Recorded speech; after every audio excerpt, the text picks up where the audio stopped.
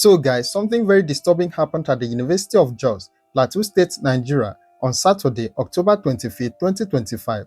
A 22-year-old student named Peter Mata Mafuyai was said to have visited his friend, 23-year-old David Timmap, in what should have been just another normal day between two friends. However, the tragedy that followed next would be something that would shock the entire university community and also leave the neighbors who witnessed the gruesome incident feeling very disturbed.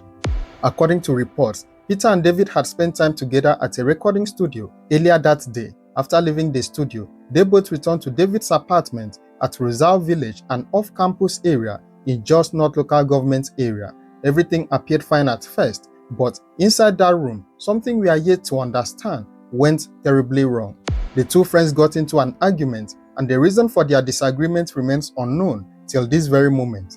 But what began as a simple quarrel quickly spiraled out of control. The argument became heated, voices were raised, and before anyone could have imagined it, things turned violent. In a shocking turn of events, David pulled out a cutlass, and this marked the beginning of the deadly attacks that would follow. He attacked Peter with the cutlass, inflicting a serious injury on his jaw. Peter begged and screamed for help as he realized his life was in serious danger, but unfortunately, David was not listening. The screams were loud enough to catch the attention of neighbors living nearby.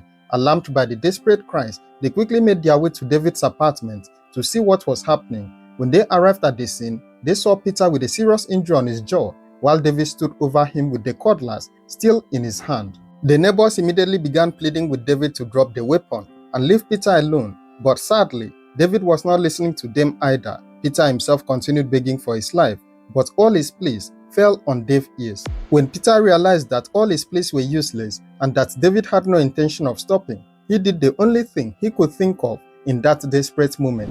He threw his arms around David in a final attempt to hold him tight and prevent him from attacking further. It was a desperate effort to save his own life, a move born out of pure survival instinct. The neighbors, seeing how dangerous the situation had become, tried to move closer to intervene and pull Peter away from danger. But David turned to them with the cutlass and threatened to attack anyone who dared to come any closer. The neighbors, fearing for their own lives, backed away immediately. Realizing that they couldn't stop David alone, one of the neighbors rushed outside to call for more help from other residents in the area. But according to his account, nobody answered their call. While the neighbor was outside seeking help, Peter saw a brief opportunity to escape. He tried to break free from David's grip and make a run for it, but tragically, he stumbled and fell to the ground. It was at that moment that David quickly caught up with him, and with the cutlass still in his hand, he attacked Peter in a manner that was too gruesome to describe in this video. Peter passed away instantly at the scene. But what happened next would shock investigators and the entire community even more. After ending Peter's life, David didn't try to run away or call for help. Instead, he did something that showed just how disturbing the situation truly was. He dug a shallow grave right inside his own bedroom and buried Peter's body there. He covered the grave and went about his business as if nothing had happened. The neighbors, still shaken by what they had witnessed, knew they had to act fast. Around 9:30 in the morning, they finally managed to contact the police and report the horrific incident. The divisional police officer of the Laranto division immediately assembled a team of officers and rushed to the scene. When they arrived at David's apartment, they wasted no time in arresting him. During their investigation, the police discovered the shallow grave right inside David's bedroom. They carefully exhumed Peter's corpse from the burial site and then transported it to the Bingham University Teaching Hospital morgue, where it would be kept for an autopsy to determine the full extent of his injuries. David Timmap, the 23-year-old suspect, is a native of Pangshin in Plateau State. He was a 300-level student studying science and technology education at the University of Jos. Those who knew him described him as a quiet and reserved person, someone who mostly kept to himself. His classmates were said to have expressed complete shock over what he had done, saying it was completely out of character for the David they knew. Peter Mata Mafuyai, the victim, was only 22 years old and came from Langtang South Local Government area of Plateau State. He was a 200-level student in the Faculty of Social Sciences and was known among his friends as a calm, focused, and brilliant young man with a bright future ahead of him.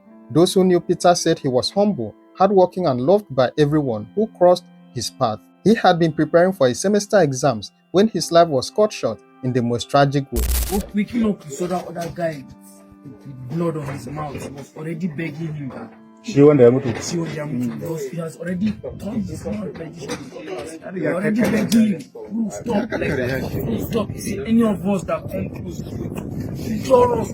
He even took attempt to the other guy. They now went back. See, hold the cutlass, hold the cutlass, hold the cutlass, hold the cutlass. See, she wanna get involved. She wanna wait. We started begging. I beg, bro. If you know God, leave this boy. If you know God, leave this boy. If you know God, leave this boy. You see him, God no involved for this matter. He continually time. See, guy, leave this guy. We just open down. Now we get chance to open this door. As we open this door, we ran outside. This other one was still locked. As this one was locked, we opened this one now. We now went outside now. Then the guy now, as he now saw that we were going outside now, they shouting. Then we went and carried the guy that was bleeding and dropped on top this sand. The other guy now carried him now and dropped him on top here. Now told me I should go and ask for help. I started shouting the area, let people come and help. Nobody came. Then as the other guy he now chased the other guy with that same cutlass. Now chased the other guy, let the other guy come out. As What time is that? Sorry, what time? 12 something. What? As the other guy went out to just carry padlock and lock this door. He now come. We're outside, we're hearing sound of food. He continued hitting him. I was still alive that time. Was still alive that time when he has already killed us outside. He continued hitting me with the wood. We're still begging, guys. This guy know the chop. The Plateau State Police Public Relations Officer, SP Alfred Alabo, confirmed the arrest and described the act as heinous and deeply disturbing. He stated that the Commissioner of Police, CP Emmanuel Adeshina, has directed that the case be transferred to the State Criminal Investigation Department for a thorough and discreet investigation. The police have assured the public that they are working tirelessly to uncover the motive behind this gruesome murder, as the reason for the argument that led to Peter's death remains unclear. In another disturbing incident, a 46-year-old man named Livinus Oko has been arraigned before a magistrate court in Enugu State for allegedly using an axe to attack his wife, Onyinyechi Oko, thereby resulting in her tragic death. The reason behind this brutal attack was said to be over a May 2000 naira. The tragic incident occurred on October 8, 2025 at about 4 a.m. in Nkanu West Local Council of Enugu State. According to reports, this was not the first time Livinus had attacked his wife. In the past, he had stabbed Onyinyechi, forcing her to flee to her parents' house, where she stayed for several years just to escape his violence. Tragically, Livinus eventually came to plead with her family, and Onyinyechi made the fatal decision to return to him. It was a decision that would cost her everything, as her husband would go on to finish what he had started years earlier.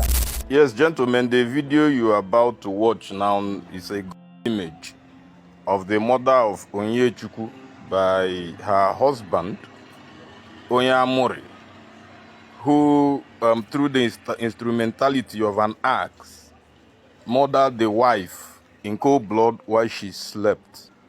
The husband, the stories have it that the husband actually came back from Abuja, and then she bought an Okada for him to ride.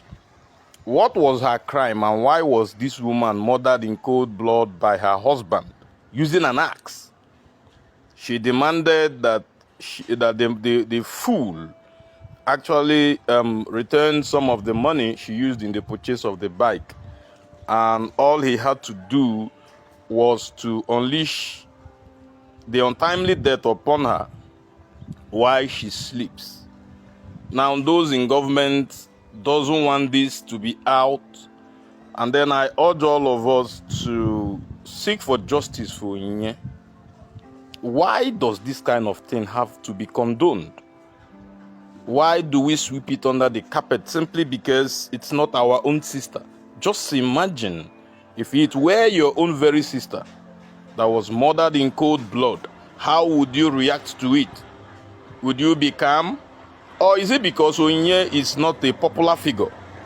Is that why the whole world remains silent? Why her untimely death befell upon her, a young promising woman? Onyinyechi, who was described as the family breadwinner, has now been sent to an early grave, leaving behind 5 children who must now face life without their mother and father. The case remains under active investigation as the police continue to dig deeper into what could have driven David to commit such a gruesome act against his own friend. What are your thoughts on these heartbreaking cases? Share your thoughts in the comments below, and don't forget to like, share and subscribe to this channel for more true crime stories.